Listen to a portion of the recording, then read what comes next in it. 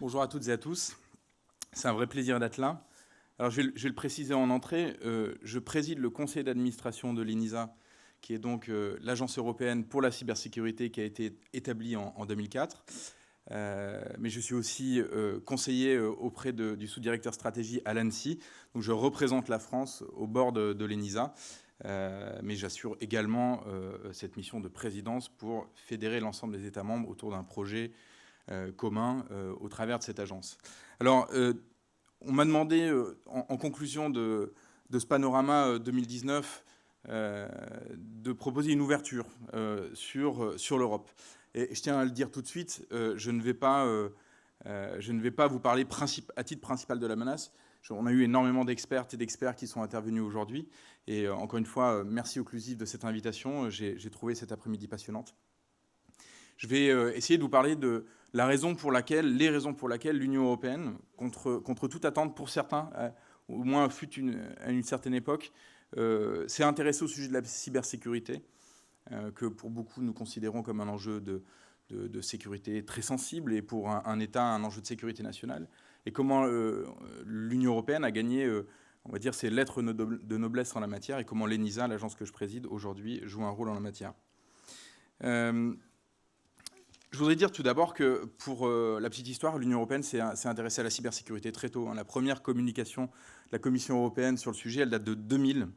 Alors évidemment, c'est pas aussitôt que Cybernormand, je ne me souviens plus comment s'appelle la boîte qui était présentée précédemment. Et l'agence dont je vous parle, l'agence l'ENISA, a été créée en 2004, avant la création d'autres agences nationales et même la création de l'ANSSI, même si des services préexistaient naturellement. Comme je vous le disais, le fait que l'Union européenne se saisisse du sujet de la cybersécurité a pu être perçu comme un petit peu contre-intuitif. Et puis maintenant, bon, ça fait 15 ans, on peut le dire, pour certains, a pu susciter certaines inquiétudes. Mais qu'est-ce que l'Union européenne va faire sur ce sujet qui est éminemment national ? Eh bien, il y a plusieurs raisons qui vont naturellement vous paraître évidentes. Pour la première d'entre elles, qui est la nature de la menace. Le premier élément évident, c'est que la menace cyber ne connaît pas de frontières, même si la menace peut être tout à fait ciblée. En tant que communauté politique, l'Union européenne connaît des intérêts partagés, et cette menace peut cibler des intérêts au sein de plusieurs États membres, pour les mêmes raisons, ou pour des raisons différentes. La deuxième raison, c'est que la menace, on le voit de plus en plus, peut être une menace de masse.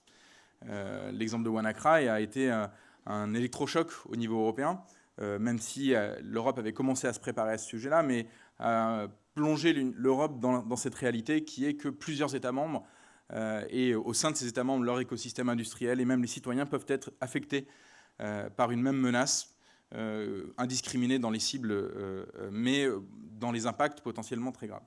La deuxième raison, c'est les impacts. C'est que les impacts peuvent naturellement, même si une attaque ne cible qu'une seule ou plusieurs entités dans un État membre, aller au-delà des frontières de cet État membre. D'abord parce qu'on a énormément d'infrastructures connectées. Il y a une interdépendance sur le plan économique et industriel en Europe qui est extrêmement importante. Mais cette interdépendance, elle est aussi économique. Aujourd'hui ont été évoquées, je crois par Jérôme, les menaces indirectes, les menaces sur la supply chain. Les sous-traitants des entreprises et même des administrations peuvent tout à fait se situer dans plusieurs États de l'Union européenne et peuvent constituer autant de points d'entrée pour des attaques visant en réalité une cible au sein d'un État membre tel que la France. Cette réalité-là engage la nécessité d'un dialogue au niveau européen qui a pris racine il y a une quinzaine d'années dans la création de l'agence européenne que je préside. J'ajouterai bien sûr qu'un certain nombre d'acteurs économiques sont des acteurs européens qui ne se considèrent pas comme rattachés à un État membre en particulier, et le dialogue avec ces acteurs a naturellement plus de poids lorsque celui-ci est établi au niveau européen. La troisième raison principale, c'est que l'Union européenne est une capacité de régulation et une capacité de plus en plus importante de régulation des sujets numériques et par conséquent des sujets cyber, comme on a pu le voir ces dernières années avec l'adoption de la directive NIS pour Network and Information System Security, en 2016. Et puis cette année, en 2019, voilà mon apport au panorama 2019, mais il n'est pas sur la menace, mais sur une solution, qui est le Cyber Security Act, qui a établi un cadre européen de certification de la sécurité des produits et services numériques. J'y reviendrai. Donc réguler au niveau européen, c'est la possibilité d'avoir un impact sur l'ensemble des États membres, sur l'ensemble des citoyens et du secteur économique. Enfin, l'Union européenne, l'Union européenne, c'est aussi une entité politique disposant de compétences exclusives dans un certain nombre de domaines, notamment en matière commerciale. Et aujourd'hui, lorsque des accords commerciaux sont négociés à l'échelle internationale, s'assurer que ces accords contiennent des éléments favorables à l'effort de renforcement de la sécurité numérique ou à minima ne portent pas préjudice à notre capacité collective à réguler dans ce sens est extrêmement important. Et c'est la Commission européenne qui est mandatée pour négocier ces accords dans ce sens. Évidemment, j'ai évoqué un certain nombre de sujets où l'Union européenne est pertinente. Pour autant, le sujet cybersécurité reste éminemment souverain et national dans de nombreuses dimensions. Et sur ces aspects-là, l'Union européenne peut également jouer un rôle de facilitateur. Alors maintenant, dans une deuxième partie qui ne sera pas trop longue, je voudrais évoquer les principaux volets de l'action de l'Union européenne aujourd'hui. Le premier volet est un volet historique qui est le soutien au renforcement des capacités des États membres. On est typiquement dans le rôle de facilitation que peut avoir l'Union européenne. L'Union européenne ne fait pas à la place, mais aide les États à renforcer leurs capacités. C'est ce qu'a fait l'ENISA depuis de nombreuses années. Si aujourd'hui la plupart des États membres disposent d'un CSIRT, c'est notamment grâce à l'action de l'Europe. Ces capacités sont même devenues obligatoires avec la directive Nice qui a imposé que chaque État se dote d'un certain nombre de capacités. Et puis les institutions de l'Union européenne, qui sont aussi notre bien commun en tant que citoyens européens, doivent protéger leurs propres informations. Et on fait des efforts importants en la matière en se dotant notamment, il y a quelques années, d'un CERT dédié, donc le CERT EU, en charge de la sécurité des systèmes d'information des institutions. Le deuxième volet, c'est le renforcement de la sécurité des citoyens et des entreprises au sens large. J'ai déjà évoqué la directive Nice, c'est clairement une première pierre très importante qui a été posée en la matière, en se concentrant sur des secteurs dits essentiels pour l'économie et la société. Ça vous rappellera certainement des secteurs critiques ou d'importance vitale.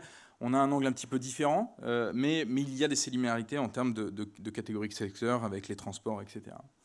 On peut citer aussi le RGPD, qu'on oublie souvent de citer quand on travaille dans la cybersécurité, du point de vue du régulateur en tout cas, dans la mesure où le RGPD est entrevu souvent sous l'angle exclusif du renforcement de la protection des données, mais l'article 32 est extrêmement précis et ambitieux du point de vue du niveau de sécurité qui doit permettre de garantir la protection de ces données. Et j'ajouterais que, à mon avis, le RGPD pose une brique essentielle qui doit nous inspirer pour la suite, qui est la responsabilisation des sous-traitants. Et le sujet des attaques indirectes a été évoqué aujourd'hui. C'est quelque chose qui va devoir prospérer dans le domaine de la régulation dans nos domaines. Et puis, il n'y a pas que la régulation, il y a aussi d'autres façons d'inciter. Et l'ENISA organise chaque année le mois européen de la cybersécurité, enfin coordonne au niveau européen un mois dédié à la sensibilisation à la sécurité que vous connaissez puisque vous y participez en France au mois d'octobre. Troisième volet de l'action de l'Union européenne, c'est renforcer la confiance dans les produits et les services.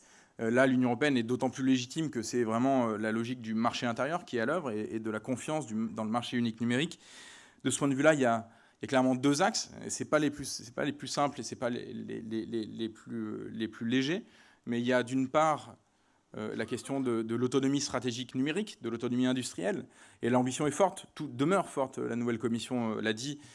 Pour autant, le défi est lourd. Arriver à disposer d'une diversité d'offres, de produits et de services de confiance en Europe et ne pas être simplement des consommateurs de solutions émanant extra-européennes. Et puis le deuxième volet, et je vous l'ai dit, je l'ai cité un petit peu plus tôt, c'est la certification de sécurité. L'année dernière a donc été adopté le Cyber Security Act. Moi, je suis persuadé que c'est une révolution. Je pense que c'est probablement la législation la plus ambitieuse qui ait été adoptée à ce jour en Europe. Elle doit permettre, c'est une promesse et on espère qu'elle va se réaliser, et l'ENISA, qui en est le cœur opérationnel, doit garantir le succès de cette démarche. Ce cadre de certification doit nous permettre d'avoir demain des schémas de certification pour tous les niveaux pertinents, des bas niveaux au niveau substantiel, mais aussi le niveau élevé, pour des technologies qui inondent, qui sous-tendent le fonctionnement de notre économie, de notre société. Que ce soit le cloud, les cartes à puce, demain peut-être l'IoT. L'Europe peut devenir un safe haven, donc un refuge, mais dans le bon sens du terme, pas dans celui qui est habituellement employé dans notre domaine pour parler des pays qui peuvent accueillir certains attaquants, mais un refuge où l'on saura que les produits et les services utilisés ayant été certifiés, nos données peuvent être protégées de manière adéquate et peut-être supérieure à ce que l'on peut trouver ailleurs dans le monde. Et puis pour finir et revenir au sujet d'aujourd'hui, un dernier volet d'action de l'Union européenne, c'est la réponse aux incidents et aux crises. Alors pas en propre, à part pour ses propres incidents, c'est-à-dire les incidents dont sont victimes les institutions, mais les crises susceptibles d'affecter l'Europe dans son ensemble. Et de ce point de vue-là, l'Union européenne a beaucoup œuvré, notamment sous l'impulsion de l'ENISA. D'abord, en commençant par essayer de s'entraîner.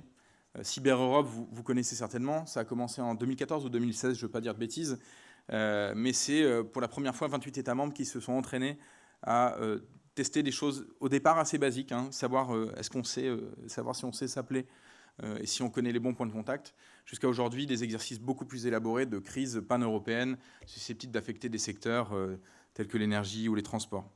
Donc Cyber Europe, ça continue, et en 2020, il y aura un autre exercice. La directive Nice, qui reste quand même une législation qui a créé des choses assez lourdes dans notre domaine, elle a également créé un réseau des CSIRT de l'Union européenne. Ce réseau des CSIRT, il s'est notamment illustré dans le cas de WannaCry. Alors, ce n'est pas forcément très connu, parce que l'ENISA n'a pas énormément communiqué là-dessus. Il y a d'autres agences au niveau européen qui communiquent plus, et vous noterez que j'ai pas parlé d'Europol, parce que le biais qui est le mien, naturellement, c'est de parler de l'ENISA et de la sécurité des systèmes d'information, qui est un terme auquel on n'a naturellement pas renoncé.